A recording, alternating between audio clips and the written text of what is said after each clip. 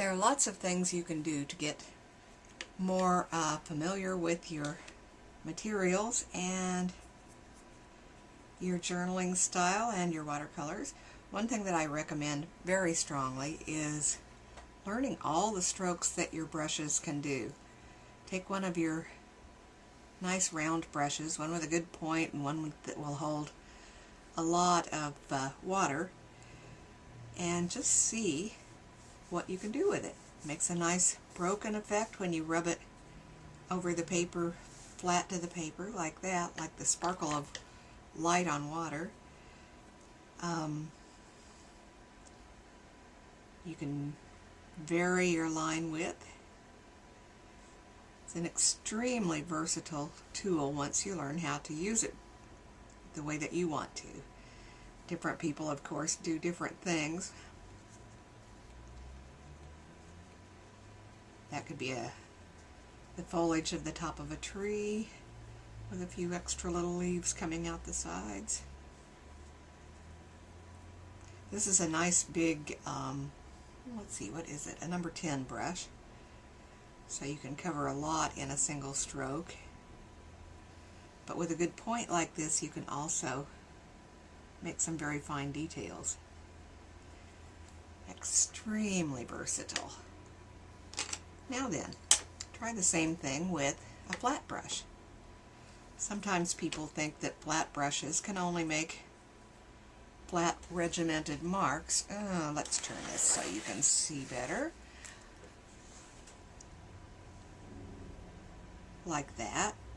They are very useful for making flat washes, by the way. But you still have to pick up that little bit of wet in the corner or it will make a background. But that's not all that a flat brush can do. You can use the corner for details. You can use the edge. It's got kind of a lot of paint in it, so you're getting a bigger mark, but can't you just see a picket fence there? Or possibly lines in the side of a building. And of course you can also get nicely dry brushed areas. Maybe the effect of water ripples. So just try out your brush and see what you can do with it. See how many different marks you can make. You can even make a circle, I think. Yep, close to it anyway, just by turning your brush in a circle. They're very versatile. I like to carry both up with me. Did I say dry brush? I did indeed. And of course, if your brush were really dry, you couldn't actually make a mark with it. Like that. So what you do is you load your brush and then get most of the moisture out of the body of it. And then it depends on the kinds of strokes you use. This is a dry brush effect. Scraping across your paper, holding the brush very flat to it, gives you a dry brush effect.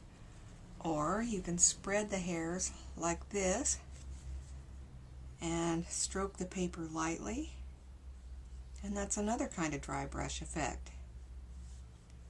It can be very useful for painting lines in hair or fur or, well, use your imagination. You'll think of plenty of ideas. Another good tool is painting wet and wet. It's a little trickier, and I'll admit that. But it can be very useful as well. A lot of artists pre-wet their paper, and here's another use for the little sprayer. I'm pre-wetting that fairly smoothly. And now I'm going to spread the water evenly to make sure that I've got it well covered. And then, well, let's use a nice bold phthalo. See how it spreads softly in that wet area? And you can continue to work into this as it dries and get soft blending. As it begins to lose its shine, you're going to be able to add details, especially if you mix your paint rather thickly. And you can just continue to do this until your paper is entirely dry.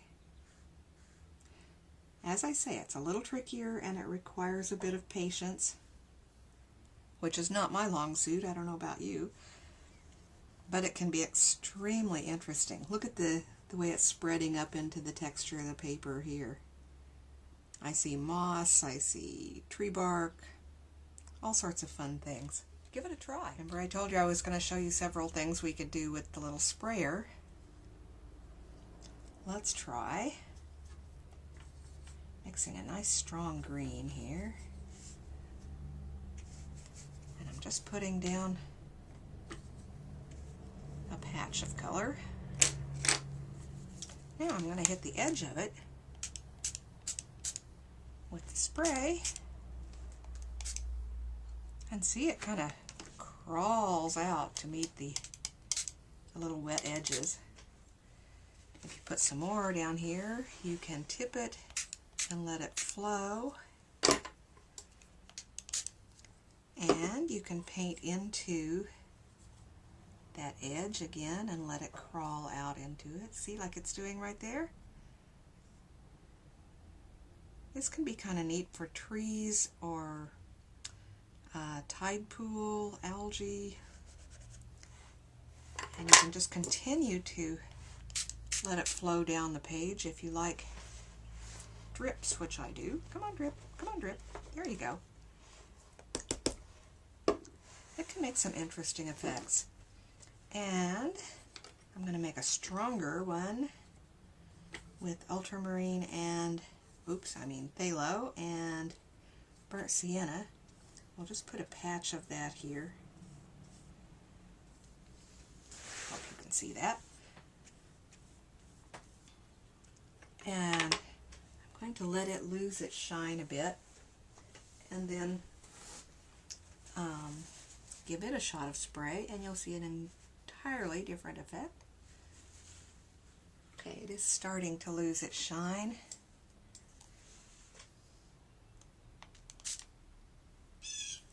See, it makes a texture similar to salt even.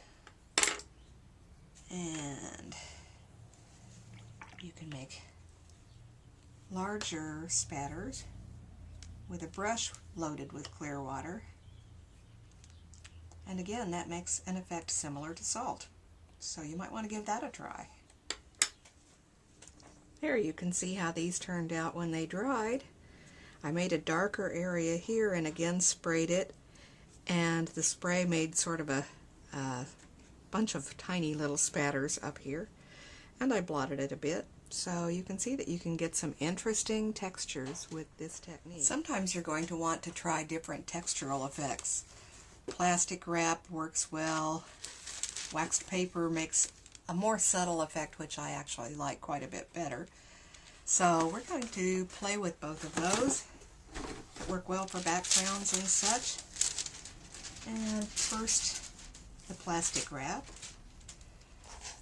I'm going to again make a nice rich mixture so that you can see better what effects we'll get.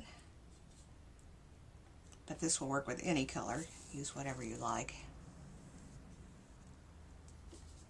This is phthalo blue and burnt sienna again. And just make a nice big patch of color to play with. And we'll try several different things.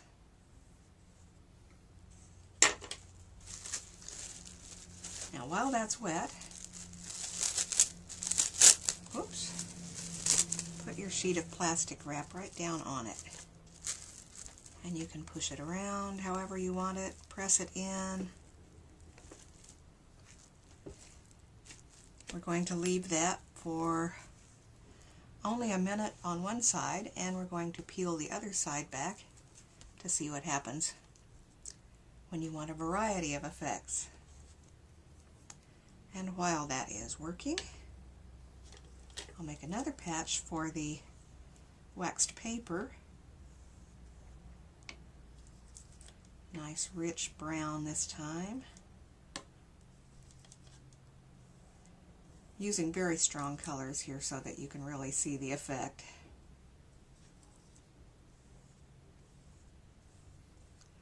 Okay, now waxed paper gives you a more subtle effect. We'll just fold that back, and now we're going to fold back half of the plastic wrap,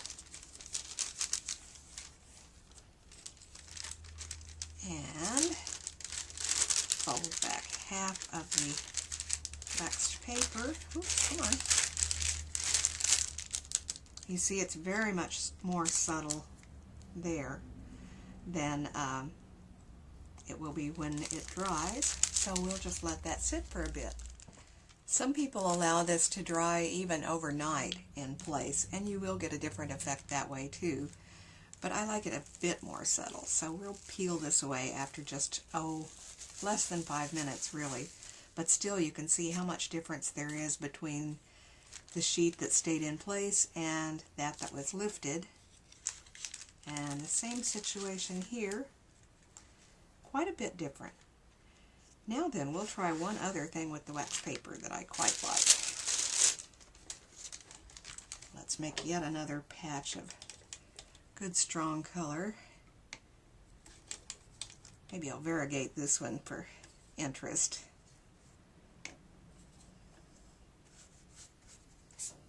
Ooh, that's pretty. Colorful.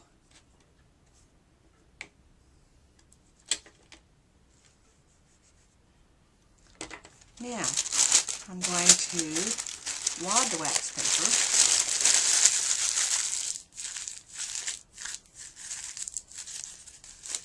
And then do the same thing we did before. Let's see. And you'll see that the effect is quite different. I'm holding it down for just a little bit of time for the maximum effect, even if I'm going to lift it off. It really makes an interesting look, doesn't it? Okay, and now I'll pull that back almost immediately, and it makes a softer effect, and we'll allow that to dry for a minute or two on the Now let's see what effect we get when we've allowed that to sit in place. Pressed it down a couple of times. Oh, that's very interesting. Look how much stronger and crisper the textural effects are. Wow. Another good technique for making texture is blotting. And you may need this for a number of reasons. I often do when I've made a mistake I want to get rid of quickly, or when I just want to change the value of something. A quick blot with a Kleenex changes the effect quite a bit. And you'll be surprised to see how much difference it makes if your Kleenex is wet than if it's dry. This is a wet one, and that's a dry one. Quite a bit closer to getting it back to the clear paper. One thing I love about Strathmore papers, by the way, is that they are tough, and they'll take a lot of scrubbing and lifting. I can probably take that almost back to white paper with a single wipe. Isn't that amazing?